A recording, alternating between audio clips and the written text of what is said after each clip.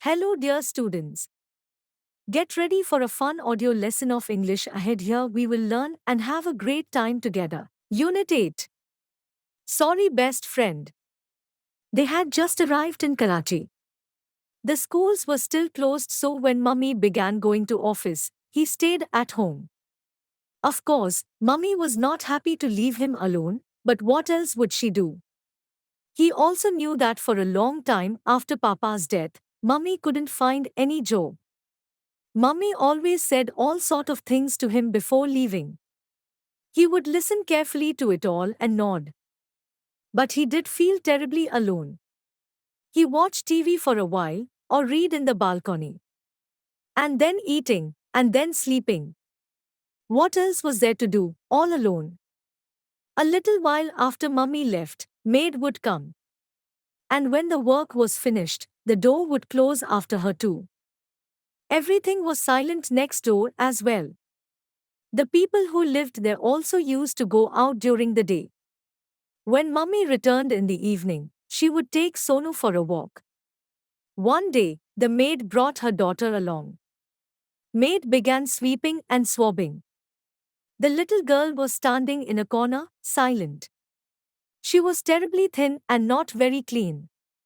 The little girl only looked frightened. "What is your name?" Sonu asked her. "Rahima," she whispered. Sonu wanted to take her into his room and show her his toys and books, but she refused to budge. Finally, Sonu brought some of his playthings to where she sat. At least, she looked at them. When the maid was about to leave, Sonu said quickly, "Please, bring her again tomorrow." Maid only smiled and went to the door. That evening Sonu had so much to tell Mummy. He said it all in one breath. Mummy looked at his excited face as if a new thought had come to her. On Sunday, when Mummy was at home, she said something to the maid, and after that, Rahima came with her mother every day. Now she would come into his room and look at his toys and books. Sonu would tell her what was in the books or they would play with the toys. Rahima began to arrive in clean clothes. At lunchtime, they would eat together. Maid would bring Rahima in the morning and pick her up in the evening. Now the day flew by for Sonu. The holidays were almost over. On the first of the month, Mummy gave some money to Sonu as she was leaving. "Keep this carefully. When maid comes, give it to her. It's her salary." Then taking out some more, "And this is Rahima's." "Why for Rahima, Mummy?" "Why? Well, doesn't she come here every day to play with you?" "What? So, she wasn't really his best friend?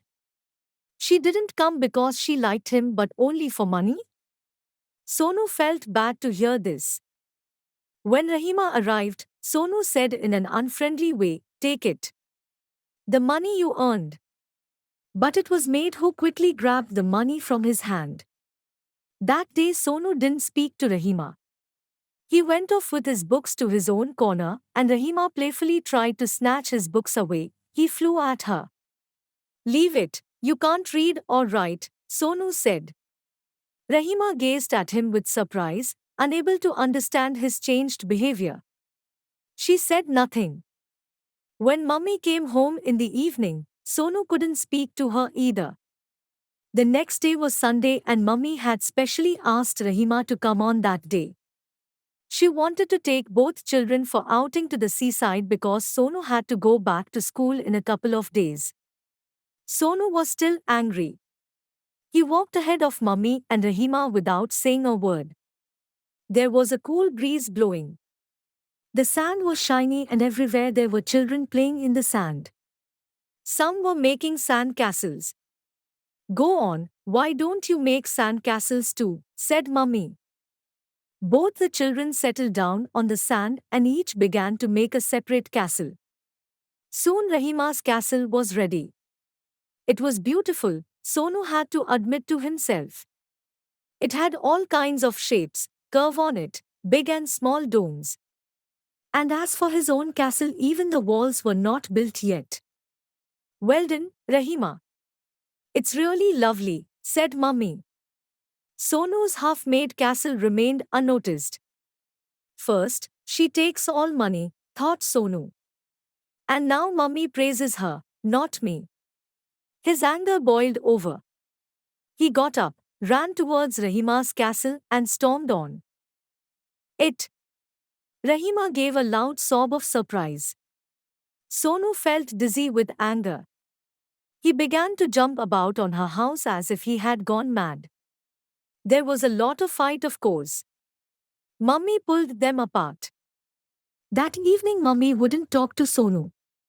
The next morning, Sonu saw that she was in the same mood. When it was time to leave for the office, Mummy came to him and said, I am going to Maid's house to tell her not to bring Rahima here anymore. You are not her best friend, you are her enemy. When he heard Mummy's tone, the tears came. He was howling now, and Mummy was caressing him.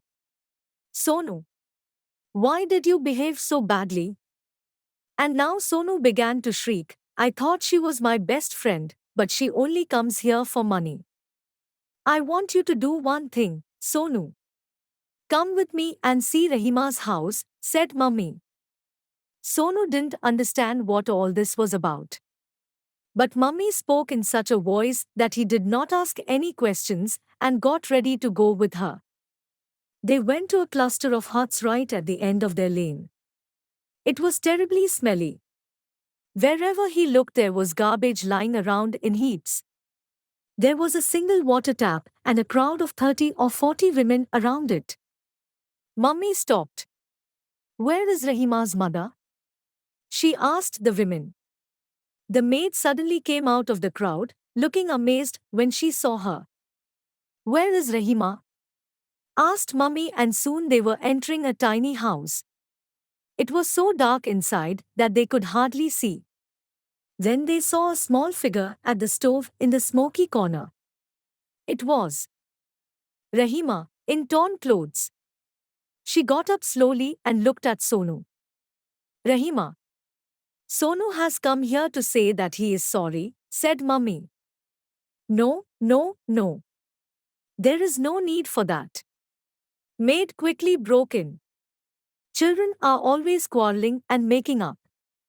Nobody minds a few fights between friends. Mummy said.